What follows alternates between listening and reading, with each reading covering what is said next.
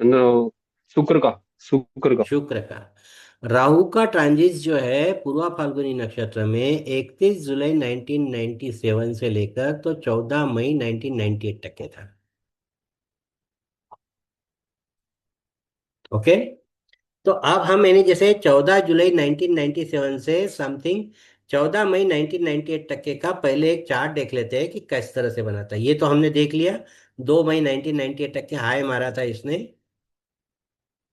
अब हमको 14 जुलाई 1997 देखना है। अगर आप लोग मेरी चार्ट के ऊपर अगर देख पा रहे हो, निधि जी जरूर ध्यान दीजिएगा। 14 जुलाई 1997 को 14 जुलाई 1997 को 4.16 के दाम पर थी। 4.16 के दाम पर थी।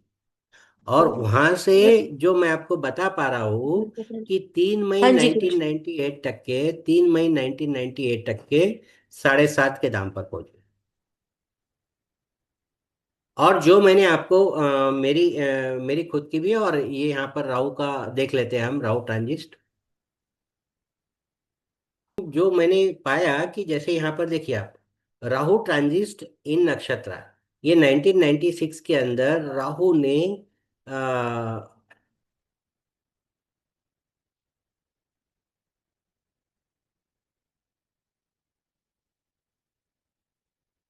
पूर्वा फाल्गुनी नक्षत्र में ये मोटे मोटे तौर पे 31 जुलाई 1998 को आए थे। राहु ट्रांजिट इन पूर्वा फाल्गुनी जहां पर मैंने आपको बताया है 31 जुलाई 1997। यहाँ पर अगर आप देखोगे तो हमने ये पाया कि मोटे मोटे तौर पे एक उसके लगभग 10-12 दिन पहले तक के मार्केट जो था वो डाउन था। राहु देव जो है पूर्वा फाल्गुनी नक्षत्र में गए। पूर्वा फाल्गुनी नक्षत्र जो है वो शुक्र से संबंधित है, और यहाँ पर जो उछाल मारा है उन्होंने राहु के कारण, जो उछाल मारा है वो लगभग आप देख पा रही हो 9 फरवरी 1998। 9 फरवरी 1998। अब ये यानी हम यहाँ पर देख लेते हैं 1998 तक के कब तक के थे इस पूर्वा फाल्गुनी नक्षत्र में। तो आप यहाँ पर देख पाओगे राहु जो है 4 मई 1998 तक के पूर्वा फाल्गुनी, बाद में नक्षत्र यानी जैसे उनका चेंज होगा, 4 मई से मगा में आ गए, तब तक के वो उसी नक्षत्र में। तो राहु ने जो उछाल दिया, वो उछाल केवल इसी वजह से दिया कि वो पूर्वा फाल्गुनी नक्षत्र से या शुक्र के नक्षत्र से संयोग कर रहे हैं।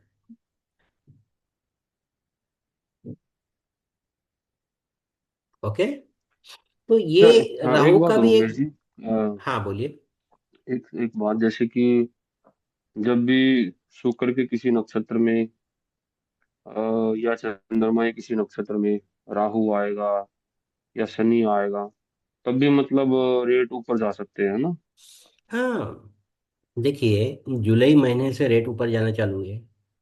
जुलाई महीने में ही हाँ, आपने राहु देव बताया। जो है लगभग यानी जैसे उस नक्षत्र में आए, ठीक है, वहां से रेट चालू है। दुगने करने की जो ताकत है वो राहु की है। राहु के। दुगना करने की ताकत है वो राहु की है। मतलब और मोटा शनि क्या मोटा करता था? स्टेबिलिटी। स्टेबिलिटी गुरु देता है। नहीं, शनि क्या करेगा फिर? शनि पैसा यानी जैसे उसके अंदर मार्केट के अंदर डालेगा। शनि पैसा डालेगा मार्केट। अच्छा, अच्छा। ठीक है। तो ताकत जो थी वो राहु की थी कि राहु ने उसको इतना हाई तक के लेके गया। और लगभग अगर हम चार्ट को देखते हैं तो उस डेट तक के, जहां तक के राहु देव उससे हटे नहीं, तब तक के वो सारी चीजें उतनी ही पॉजिटिव थी।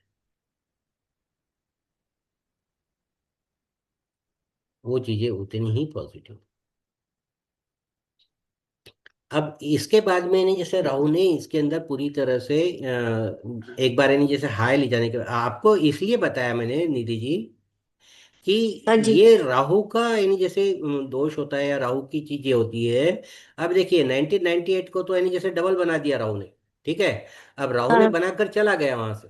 अब ये यहाँ पर अगर एंड में हाँ। आप देख पा रही हो तो अपनी जो डेट हमने देखी थी उसी डेट पर आ गई। बाद में यानी हम्म। जैसे कि मोटे मोटे तौर पे पूरे 3 साल तक के वो मार्केट चढ़ा नहीं। 3 साल तक के ये मार्केट चढ़ानी है। तो इसका अगर मतलब आप जैसे एक तीन बार तीन उछाल साल मारने के तक। बाद वो उछाल मतलब वो बन गया कल्प्रिट, मतलब उसने मार्केट को वो हिला के रख दिया, डाउनफॉल की तरफ ही ले हम्म, गया फिर वो। हाँ, फिर उसका तो रोल इसको खत्म हो हम गया ना। बस एक इसको हम बार ऐसे भी लाके। समझ सकते हैं, जैसे आपने बताया 3 साल तक फिर वो वैसी स्थिति नहीं रही, तो मतलब कि 3 साल तक फिर राहु, मतलब वो शुक्र के नक्षत्र से या शुक्र से कोई संबंध नहीं बनाया, है ना, या शनि का, ऐसा समझ सकते हैं ना। हाँ, वो नक्षत्र राहु का कोई संबंध नहीं बना उसके बाद में, इसलिए नहीं, जैसे मार्केट के हम्म। अंदर down side down side down side बनती रही ठीक है। और पूरे 3 साल तक के चली। तो मेरा कहने का मतलब है कि जैसे 260 चल जाती है या 270 चल जाती है, आप इसके अंदर भ्रमित मत होइए। ये यहाँ से जो गिरती है तो आपको यानी जैसे संभल, यानी जैसे किसी को भी संभलने का मौका नहीं देता है। बिल्कुल। और ये यानी जैसे हम्म। ग्रहों की चाल होती है कि जिसकी वजह से ये बढ़ जाती है या फिर ये घट जाती है।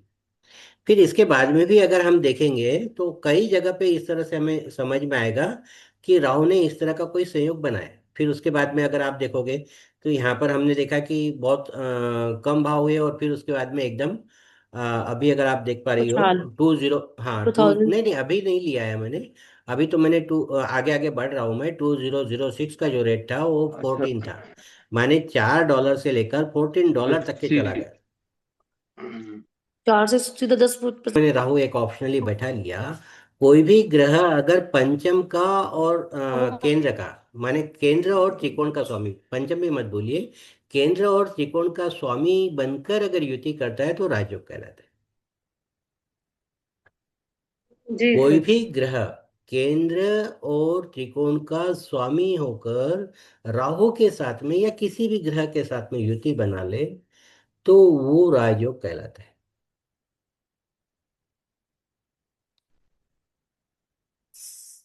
निधि जी समझ पाई हो मेरी बात को?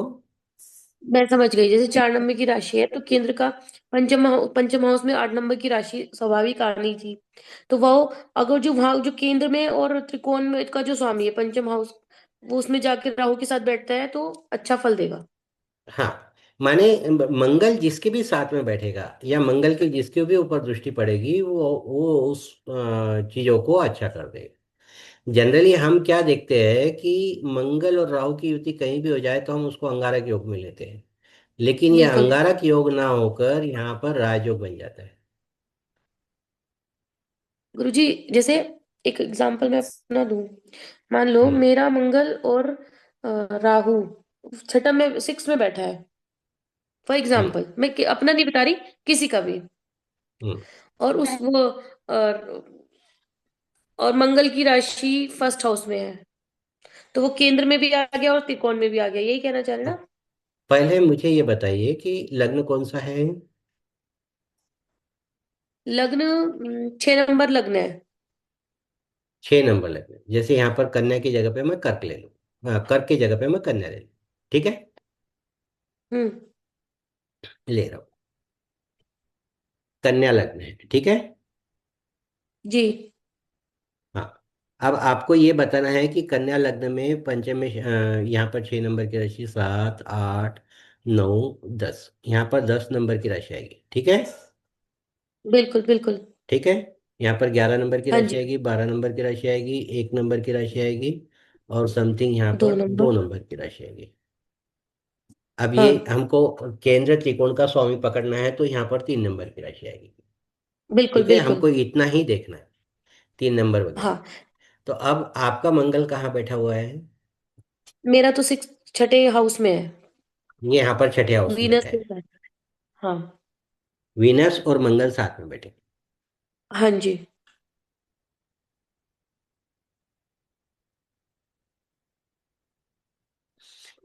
मंगल और वीनस साथ में बैठे हैं, ठीक है, यहाँ पर छठे हाउस के हम्म। अंदर। अब आपको ये देखना है कि वीनस कौन से भाव का स्वामी है, सेकंड हाउस का स्वामी है।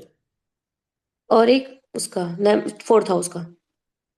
और 12 सॉरी। फोर्थ हाउस का कैसे हो? नहीं नहीं, फोर्थ का नहीं, वो नवम भाव का, सॉरी नवम भाव का। नवम भाव का स्वामी, नवम हम्म। भाव का और दूसरे भाव का स्वामी होकर यहाँ पर बैठा। ठीक है। मंगल जो है बिल्कुल। अष्टम भाव का स्वामी होकर छठे में बैठा है। बिल्कुल। तो मंगल तो आपको विपरीत राजयोग दे रहा है। हाँ जी। मंगल की जब दशा अंतर्दशा आएगी तब आपको अनुकूलता जरूर मिलेगी। लेकिन यहाँ पर आप जो वीनस को जोड़ना चाहते हो तो वीनस को यहाँ पर जोड़ना अनुकूल नहीं, क्योंकि ये भले अच्छा। ही केंद्र त्रिकोण का स्वामी है मोटे मोटे तौर पे, माने नवम भाव का भाग्य भाव का स्वामी है। लेकिन मार्स के साथ में ये मार्स अष्टम का होने की वजह से यहाँ पर कोई हम रिलेशनशिप या फिर रिलेशनशिप से इसको अनुकूल नहीं बना। ये जरूर है विपरीत राजयोग यहाँ सर, पर बनता है। हाँ बेटा बोलो। जैसे जो ये राजयोग बनता है, तो क्या ये कंडीशन होती है कि केंद्र और त्रिकोण का स्वामी केंद्र में ही होना चाहिए या त्रिकोण में होना चाहिए? हाँ ऑब्वियसली, राजयोग अगर बनते मतलब वो हैं, दो ना, वही बनेगा ना? नहीं नहीं वही बनेगा। केंद्र त्रिकोण माने जैसे मोटे मोटे तौर पर ये भाव यदि जैसे अनुकूल होता है, चौथा भाव अनुकूल होता है, पांचवा भाव अनुकूल होता है, सातवां भाव अनुकूल होता है, नौवां भाव अनुकूल होता है, दसवां भाव अनुकूल होता है, 11वां भाव अनुकूल, ये भाव अनुकूल होते हैं। अब दूसरे और 11वें भाव को ज्यादा इन्हें तूल इसलिए नहीं दिया जाता है क्योंकि ये इन्हें मारक भाव भी कहलाता है। ऋषि पाराशर के अनुसार जी। दूसरा स्थान जो होता है और 11वां स्थान जो होता है इसको मारक भी कहे, इसलिए इनको ज्यादा तूल नहीं दी जाती। ज्यादा दी जाती है पांचवें और नौवें भाव को। पांचवा भाव आपके बुद्धि का भाव होता है, नौवां भाव आपके भाग्य का भाव होता है, पुत्र का भी भाव होता है। अगर पुत्र भी अगर मान लो पांचों। समथिंग, हाँ कोई बड़े पद पर पहुंच जाए या कोई बड़ी उपलब्धि हासिल करे तो ये अनुकूलता जीवन भर मिलती ही मिलती है।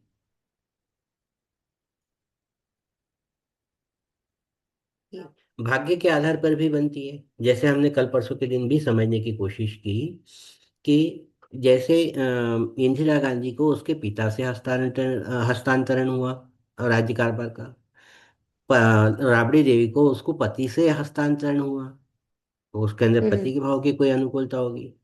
राजीव गांधी को माता से हस्तांतरण हुआ, उनके अंदर माता की कुछ अनुकूलता थी। ये जो है अब जैसे समथिंग मुकेश अंबानी या अनिल अंबानी को सेकंड हाउस से माने परिवार से हस्तांतरण हुआ, पिता से हस्तांतरण हुआ, परिवार का धन मिला, संपत्ति मिली। ये जो भाव होते हैं भाव के आधार पर उनकी अनुकूल और मैं बनाऊंगी गुरुजी वाले, आप मुझे लिख के भेज दीजिए।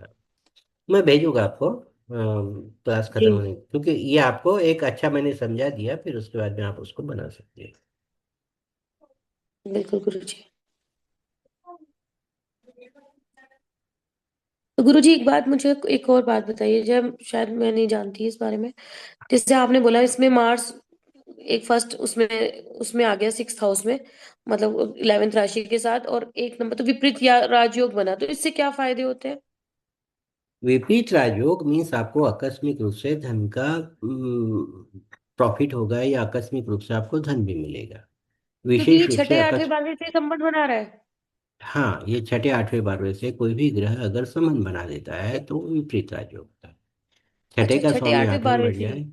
हाँ छठे का अच्छा, स्वामी आठवें का आठवें में स्वामी बैठ छठे जाए, में बैठ जाए। आठवें का स्वामी छठे में बैठ जाए, या बारहवें का स्वामी आठवें में बैठ जाए, बारहवें का स्वामी छठे में बैठ जाए, अच्छा। तो ये तो तभी विपरीत बनता राजयोग है, है। मतलब छठे आठवें बारहवें से संबंध बने तभी विपरीत राजयोग बना। हाँ ये विपरीत राजयोग है ना आपके पास।